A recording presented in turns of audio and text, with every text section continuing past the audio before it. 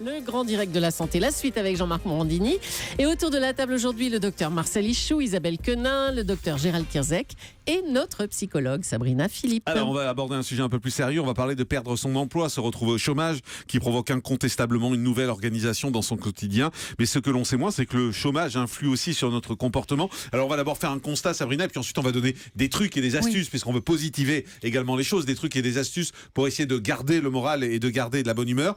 D'abord, il y a eu cette étude qui prouve que le chômage modifie notre comportement. Oui, alors cette étude, elle va même plus loin, parce qu'elle dit qu'elle modifie notre personnalité. Alors, sur le nombre de millions de chômeurs, si vous voulez, qu'il y a en France, il y a quand même 2,4 millions de chômeurs longue durée, donc plus d'un an, et 1,2 million de plus de 2 ans. Et en fait, c'est la durée. Le problème, c'est la durée.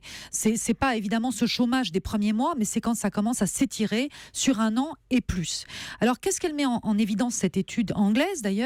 Elle va mettre en évidence que c'est, au-delà du comportement, c'est un changement de personnalité qu'on va voir apparaître au fil des années. Les femmes vont devenir moins agréables petit à petit, de moins en moins agréables. Et les hommes, eux, vont avoir justement exactement les mêmes effets. Donc une baisse finalement de l'humeur, mais pas sur le départ. C'est-à-dire que sur le départ, ils vont être à la limite même de meilleure humeur en se disant qu'ils vont être combatifs, qu'ils vont y arriver. Et puis petit à petit, ça va décliner. Cette étude met aussi en évidence qu'au fond, cette mauvaise humeur, cette humeur qui décline, va amener jusqu'au désespoir, fait aussi qu'on est beaucoup plus agressif, l'agressivité va augmenter. Évidemment, c'est un cercle vicieux, puisque moins vous êtes de bonne humeur, plus vous êtes agressif, moins vous avez de chances aussi de retrouver un emploi, parce que vous n'êtes pas dans une disposition qui soit suffisante, si vous voulez, face à un employeur pour, vous savez, dans cette énergie justement positive de dire mais je vais y arriver, je suis bon. Et ça, c'est un véritable problème. Alors, il y a une autre étude aussi qui a mis en évidence que c'est finalement un petit peu un tabou dans notre société. On parle beaucoup du chômage sur un plan économique et beaucoup moins sur un plan psychologique. On commence de plus en plus, bien évidemment, mais il y a une étude quand même de l'INSERM qui a montré qu'il y avait 600 suicides qui étaient intervenus entre 2008 et 2010 qui étaient liés au chômage, qui étaient liés à la crise économique.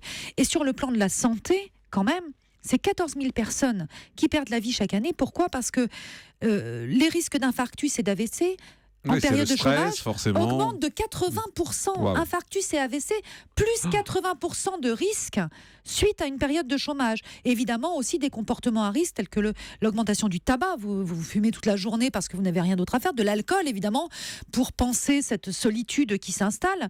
Donc des problèmes de santé en général. Bon, c'est un problème qui commence quand même à apparaître aussi sous ce jour de la psychologie.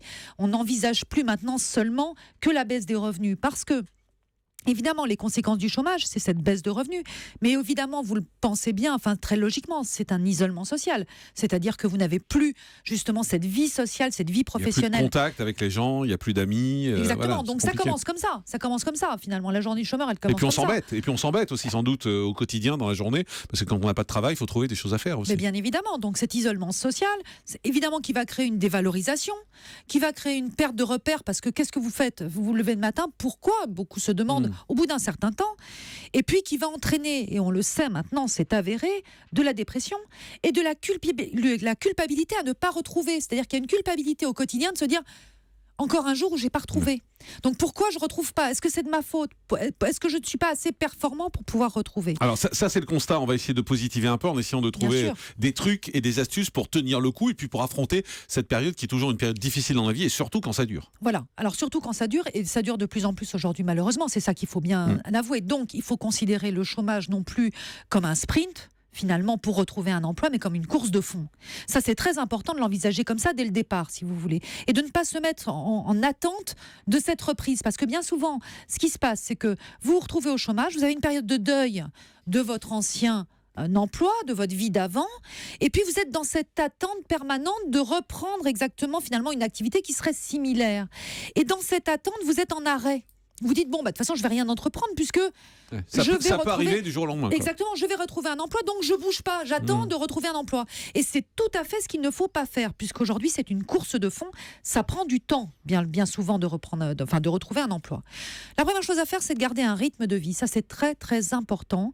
Ne vous levez pas à des heures indues, ne vous levez pas à 11h, ne mangez pas à n'importe quelle heure de la journée, gardez un rythme qui est celui du rythme de ceux qui travaillent. C'est très important, sinon vous allez vous décaler, vous allez vous retrouver à regarder. On continue de se regarder. lever à 8h, à manger à 13h. Déjà parce que si vous êtes en famille, si vous avez une femme, vous avez des enfants, c'est très important que vous ayez le même rythme. Et surtout, ça, c'est fondamental, ce rythme biologique, parce que sinon, vous vous retrouvez très vite à 3h du matin, comme un hibou devant la télévision, pendant que tout le monde dort, et vous vous levez à 11h, vous voyez plus vos enfants, vous êtes complètement décalé, vous mangez à n'importe quelle heure, parce que du coup, vous grignotez devant la télé. Donc, tout se dérègle. Donc ça, c'est la première chose. La deuxième chose, c'est de sortir, de marcher, de faire du sport, de garder une activité physique. Parce qu'il y a évidemment le fait de ne pas bouger de chez soi. Quand vous partez au travail, vous prenez le métro, vous bougez, vous allez à droite, vous allez à gauche. Quand vous n'avez plus d'emploi, vous ne bougez plus. Vous restez chez vous. Donc il faut garder une activité physique. Alors ce n'est pas forcément du sport si vous n'aimez pas ça, mais sortez, marchez surtout. Aménager chez soi aussi un coin bureau. Bien souvent, on a un bureau qui se trouve là où vous travaillez. Et puis chez soi, on n'a pas. On a un ordinateur, bien souvent de plus en plus portable, qu'on met sur le canapé, la table de la cuisine ou sur le canapé. Sur le lit. Organisez-vous un coin bureau et organisez-vous des heures de recherche d'emploi. Ah oui. Donc ça, on organise bien sa vie en fait. C'est important d'organiser sa vie finalement comme si on travaillait. Exactement. Le maître mot, c'est l'organisation de A à Z. Donc, vous aménagez un coin qui soit votre coin bureau avec des dossiers ou de recherche et vous organisez des heures de recherche. Parce que sinon, vous cherchez un peu le matin, mais l'après-midi, vous n'avez plus le courage, vous êtes démotivé parce que vous avez déjà répondu à des annonces d'emploi, vous n'avez pas reçu de réponse ou des réponses négatives, vous êtes plombé. Donc, ça doit être vraiment bien structuré. Évidemment, l'idée aussi, c'est de ne pas s'isoler. Beaucoup de problèmes viennent de l'isolement social. Donc, ne pas s'isoler, ça veut dire aller dans des associations, et je vais en parler, je vais donner le nom d'une association là. Aller dans des associations, aller évidemment au Pôle emploi, bouger. Il y a plein d'associations aussi qui permettent de retrouver un emploi, et j'irai même plus loin. Aller même faire du bénévolat. Une journée, même voire une demi-journée dans la semaine, créer du lien social. Parce que ça permet de rencontrer des gens et puis en même temps on se sent utile. Exactement. On a le sentiment d'avoir un vrai rôle dans la société et de ne pas être mis à part. Exactement, Jean-Marc. Isabelle Quenin ? Quelle attitude doit avoir celui ou celle qui continue de travailler et qui est à la maison avec quelqu'un sur qui est-ce qu'il faut lui dire allez bouge-toi, mais comment, t'as pas trouvé, c'est quoi la meilleure attitude ? Non, la meilleure attitude, c'est pas de bouger l'autre comme ça, qui déjà culpabilise d'avoir perdu son emploi et qui reculpabilise de ne pas retrouver. Donc c'est pas une solution en réalité, mais il faut être à l'écoute et puis l'inciter justement à le lever le matin. Ou peut-être lui donner des choses à faire en lui disant écoute, si tu peux aller faire ça. Oui, alors c'est bien de lui donner des choses à faire, mais attention non plus de pas en faire finalement l'homme ou la femme de la maison qui va remplir toutes les tâches un petit peu entre guillemets ingrates, même si ça va être forcément le cas. Puisque tu fais rien, tu peux faire ça. C'est ça. Non, mais tu peux aller chercher les enfants à l'école par exemple, etc. Bien sûr, mais l'idée aussi c'est que la personne qui elle n'est pas convaincue du tout. Elle me dit sans bien sûr, ça voulait dire ta gueule en fait. Je l'ai bien vu. Non, mais je l'ai senti. C'est bon, je vous connais. Je vous connais. Non, mais la difficulté, dites-le, ce sera plus simple. C'est que vous avez des personnes. En fait, en réalité, pourquoi j'ai cette attitude, c'est que vous avez des personnes aussi qui se retrouvent dans cette situation à faire beaucoup de tâches ménagères, aller chercher les enfants, et finalement la recherche d'emploi passe au deuxième plan, si vous voulez, parce que ça prend beaucoup de temps tout ça. Et puis finalement, à la fin, ça ne les aide pas à retrouver un emploi. Donc l'idée, c'est vraiment de garder aussi un lien social en dehors de la maison et en dehors des tâches justement de gardiennage d'enfants ou autre. Et puis évidemment, prendre du temps pour soi sans culpabiliser. C'est mon dernier point, je vous l'assure. Mais ça, c'est important parce que vous verrez que les personnes qui sont au chômage ont du mal à se dire tiens, cet après-midi, je me fais plaisir, tiens, je me fais une toile, ou tiens, je vais me faire une expo, je vais me faire une balade pour moi. Et ce temps est nécessaire pour pouvoir se décrisper et pour pouvoir aussi créer. La créativité vient du fait qu'on se laisse un peu porter, qu'on fait des choses qui font plaisir, et c'est comme ça qu'on peut aussi créer peut-être une nouvelle façon d'envisager son emploi.